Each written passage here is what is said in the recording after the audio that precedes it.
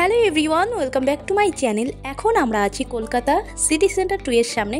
এখান থেকে যাব ইকো পার্কে। বাস ধরার জন্যই দাঁড়িয়ে আছি, এদিক থেকে আসবে বাস। আশেপাশটা তোমাদের দেখিয়ে দিই। আর আজকের ওয়েদারটা এতটা সুন্দর ছিল, সেই জন্যই কিন্তু বিকেলে বেরিয়ে পড়লাম দুজনে। এখন ঘড়িতে বাজে 5:30। এখান থেকে যাব ইকো পার্কে। ইকো পার্কে আজকে দেখার মেন বিষয়ই ছিল প্যারিসের টাওয়ারটা। তো আমি আগে অনেকবার গেছি, বাট ওদিকটাই আর যাওয়া হয়নি, সেই জন্য আজকে বাড়ি থেকে ঠিক করেই এসেছিলাম যে ওখানে গিয়ে শুধুমাত্র ওটা দেখার জন্যই যাব। তবে সেটা রাত না হলে আলোটা ভালো বোঝা যায় না, সেই জন্য আশেপাশে একটু ঘোরাঘুরি করে নেব। আর এদিকে টিকিট কাউন্টার থেকে আমার বর টিকিট কেটে নিয়েছে। আমরা ঢুকেছিলাম 3 নম্বর গেট দিয়ে। আর এখানে যে সপ্তম আশ্চর্য আছে তার জন্য আলাদা টিকিট কাটতে হয়, আর এন্ট্রি ফি লাগে 30 টাকা। তো আমরা 30 টাকাতে টিকিট কেটে দুজন ঢুকে গেলাম। আর আশেপাশের ওয়েদারটা দেখো, শুধুমাত্র দেখতেই ইচ্ছে করছে।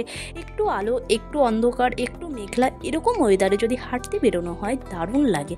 আর ইকো পার্ক কটায় খোলে তোমাদের বলে দিই। সামার সিজনে যদি তোমরা যাও 2:30 ওপেন হয় আর 8:30 ক্লোজড হয়ে যায়। আর শুধুমাত্র সানডেতে 12টা থেকে 8:30 পর্যন্ত খোলা থাকে। আর এদিকে যদি তোমরা উইন্টার সিজনে যাও তাহলে 12টা থেকে 7:30 পর্যন্ত খোলা থাকে। শুধুমাত্র সানডেতে 11টা থেকে 7:30 পর্যন্ত খোলা থাকে। আর মানডেতে সোমবার ক্লোজ থাকে। সোমবার বেশিরভাগ পার্কই কিন্তু বন্ধ থাকে, ভিক্টোরিয়াও সোমবার বন্ধ থাকে। এবার আমরা ভেতরের দিকে যাচ্ছি। তো আশেপাশে দেখতে পাচ্ছ সবাই বসে আছে, খুব সুন্দর একটা জায়গা বসে থাকার জন্য। বাচ্চারা খেলা করছে, এখানে বাচ্চাদের পার্ক রয়েছে। এবার কিছুটা হেঁটে যেতে যেতে দেখলাম এদিকটাই রয়েছে বাটারফ্লাই গার্ডেন। তো তোমাদের একটু দেখিয়ে দিই। আর এখানে সাইকেলিংয়ের ব্যবস্থা করা আছে, তো সাইকেলিং তোমরা করতে পারো। তো এখানে সাইকেলের জন্য কি প্রাইস রয়েছে তোমাদের বলে দিই। 30 মিনিট 30 মিনিটের জন্য 150 টাকা করে তোমাদের দিতে হবে। বড়দের জন্য যদি একা নাও তাহলেও, সিঙ্গেল নিলেও 150 টাকা। দুজনের জন্য যদি নাও, যে ডুয়ো সাইকেলগুলো রয়েছে সেটাও যদি নাও তাহলেও 150 টাকা 30 মিনিটের জন্য। আর বেবি সাইকেল যেগুলো রয়েছে সেগুলো কিন্তু 30 মিনিটের জন্য 70 টাকা। বাচ্চাদের সাইকেল 70 টাকা নেওয়া হয়। তো 30 মিনিটের জন্য চালাতে দেয়। তোমরা কিন্তু 30 মিনিটে পুরো ইকো পার্কটা ঘুরে দেখতে পারো সাইকেলে করে। আর এদিকে রয়েছে বাচ্চাদের পার্ক। আগেই বললাম প্রথমে ছিল বসার জায়গা। তো বিকেলের দিকটাতে এদিকটাতেই বেশি ভিড় হয়। তারপরে কিন্তু যখন রাতের দিক হয়, মানে সন্ধ্যের দিকটা, তখন ইকো পার্কের যে মেন আকর্ষণ, যে লাইট শোটা হয় জলে, তো সেদিকটাতে লেকের পাশে কিন্তু বেশিরভাগ ভিড়টা দেখা যায়। তো আমরা এখান থেকে হেঁটে হেঁটে যাব রেইন ফরেস্টের দিকটাতে, একটু যাচ্ছি ওদিকে ঘুরে নিয়ে। তারপরে কিন্তু একটু সন্ধ্যে নামলেই আমরা ইকো পার্কের যে মেন আকর্ষণ আইফেল টাওয়ার, আর তার সঙ্গে যে ওয়াটার ডান্সটা রয়েছে, লাইট শো যেটা, সেখানে কিন্তু লেকের পাশে আমরা যাব। তো রেইন ফরেস্টে মেন কিছুই দেখার নেই। আর যেহেতু এখন একটু বর্ষাকাল, সেই জন্য সেখানে কিন্তু বেশিরভাগ কাদা হয়ে আছে। তো সেখানে কিছুটা ব্যক্তিগত টাইম কাটানোর জন্য রেইন ফরেস্টে বেশিরভাগ কাপলরাই ঢোকে। তো এদিকে কয়েকটা ছবি তুলে নিয়ে আমরা এখন যাব লেকের দিকটাতে। কে কে ইকো পার্কে গেছো অবশ্যই কমেন্ট করে জানাতে পারো। আর কার কার ভালো লাগে এরকম ওয়েদারে হাঁটতে অবশ্যই কমেন্ট করে জানিও। আশেপাশের পরিবেশটা এতটা স্নিগ্ধ, এতটা সুন্দর ছিল, মানে বলার মতো না। এদিকে দেখো টয় ট্রেনগুলো রয়েছে। এই ট্রেনে করেও কিন্তু তোমরা পুরো ইকো পার্কটা ঘুরে দেখতে পারো। তার জন্য টিকিট নেওয়া হবে পার পার্সন 150 টাকা করে নন এসি। আর যদি এসিতে নাও তাহলে কিন্তু 250 টাকা করে নেবে। 30 মিনিটের রাইডটা থাকবে, পুরো ইকো পার্কটাই ঘুরিয়ে দেখাবে।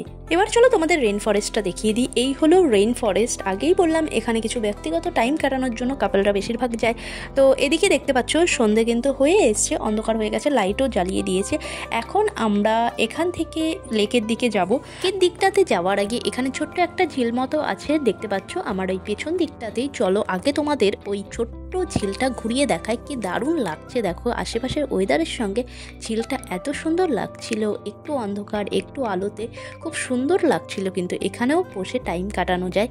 তোমাদের এই দিকটা ঘুরিয়ে দেখিয়ে তারপরে আমরা যাব ইকো পার্কের মেন আকর্ষণ যেটা লাইট শো। তো সেটা 7টা থেকে শুরু হয়, সেখানেই যাব।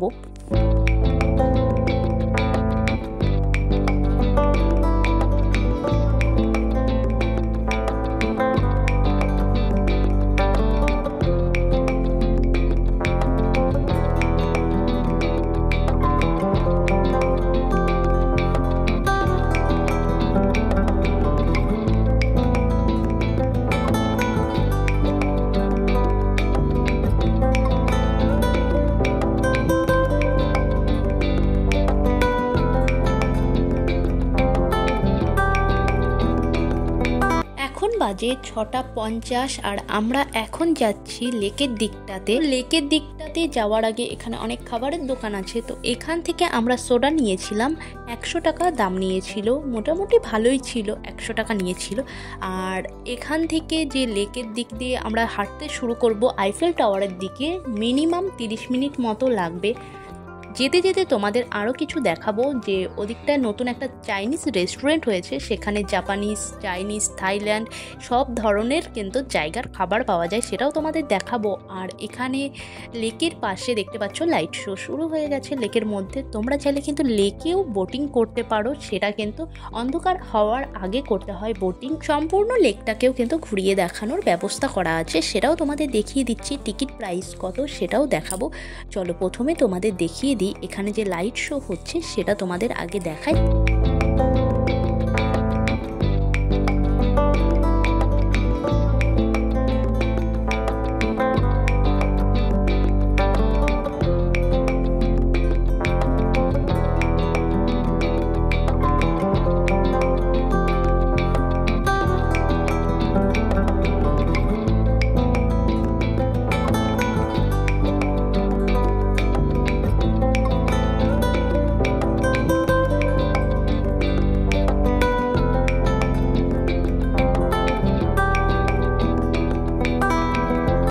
ডবল ডেকার বোটে করে যদি তোমরা ঘুরতে চাও পুরো লেকটা, 100 টাকা করে টিকিট নেওয়া হয়। 100 টাকা দিলে পুরো লেকটা কিন্তু ওরা ঘুরিয়ে দেখাবে খুব সুন্দরভাবে।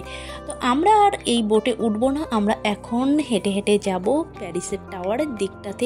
এখনও কতটা দূর দেখতে পাচ্ছ, ওই দূরে দেখা যাচ্ছে। চলো এখানে আবার আমরা হাঁটতে শুরু করলাম, তবে আমরা কিন্তু নন স্টপ হেঁটেছিলাম, একটুও বসিনি। যাওয়ার পরে ভালো লাগছিল ঠিকই, কিন্তু আবার যখন সেখান থেকে ফিরতে হলো তখন খুব কষ্ট হচ্ছিল। এতটা আসার পর আবার হেঁটে আসতে হলো, যেহেতু প্যারিসের টাওয়ারটা যেদিকটা আছে তো সেদিক থেকে গাড়ি ধরতে গেলে আমাদের একটু অসুবিধা, সেই জন্য আমাদের কিন্তু বেরোতে হচ্ছিল 4 নম্বর গেট দিয়ে। সেই জন্য আবার ঘুরে আমাদের 4 নম্বর গেটে আসতে হয়েছিল। আর প্যারিসের টাওয়ারটা রয়েছে 1 নম্বর গেটের দিকটাতে। তবে সেদিকে দেখার মতো যদি বলো তাহলে সেরকম কিছুই নেই, শুধুমাত্র ওই টাওয়ারটা দেখার জন্যই যা। ফাইনালি কিন্তু আমরা পৌঁছে গেলাম 30 মিনিট হাঁটার পরে প্যারিসের টাওয়ারের দিকটাতে। তো কতটা খুশি আমি, দেখো ফাইনালি আমরা এসে এখানে পৌঁছেছি।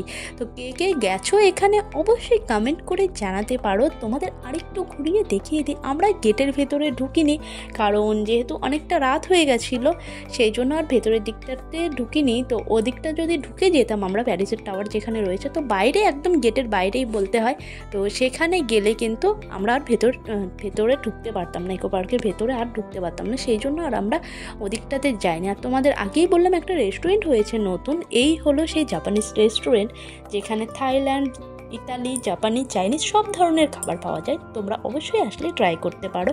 এই দিকটাতেও আমি প্রথমবার এলাম। এদিকে রাস্তাটা দেখো চারিদিকটা কি দারুণ লাগছিল, আর এই সুন্দর করে গাছগুলো সবুজের মাঝে এরকম হাঁটতে দুর্দান্ত লাগছিল। আমরা যখন ঢুকলাম পরন্ত বিকেলের দিকটাতে, ঠিক সেই টাইমে যদি এদিকটা আসতে পারতাম আরও বেশি ভালো লাগতো। রাতের দিকটাতেও ভালো লাগছিল। এখান থেকে এবার আমরা কিন্তু বেরিয়ে যাব, গেটের দিকটাতে যাচ্ছি, টাইম হয়ে গেছে। আর এখানে 8:30টায় বললাম বন্ধ হয় গরমের দিনে, শীতের দিনে 7:30টায়। তো 8:10 যখনই বাজবে তখনই কিন্তু 8টা থেকে মোটামুটি হুইসেল দেওয়া শুরু করে সিকিউরিটি গার্ডরা। তো মাইকিং করে দেওয়া হয় যে ইকো পার্ক খালি করে দেওয়ার জন্য 10 মিনিট আগে থেকেই কিন্তু হুইসেল বাজাতে বাজাতে সিকিউরিটি গার্ডরা সবাইকে বের করে দেয়। তো এখানে বাস ধরার জন্য ওয়েট করেছিলাম। ফাইনালি কিন্তু আমরা চলে এলাম আমাদের বাড়ির সামনে। তো দেখা হচ্ছে নেক্সট ভিডিওতে, ততক্ষণের জন্য ভালো থেকো, সুস্থ থেকো। আর চলো তোমাদের একটু ঘুরিয়ে দেখিয়ে দিই এদিকটা। দেখো রাতের দিকটাতে কতটা সুন্দর লাগে রাস্তাতে এরকম গাড়ি চললে।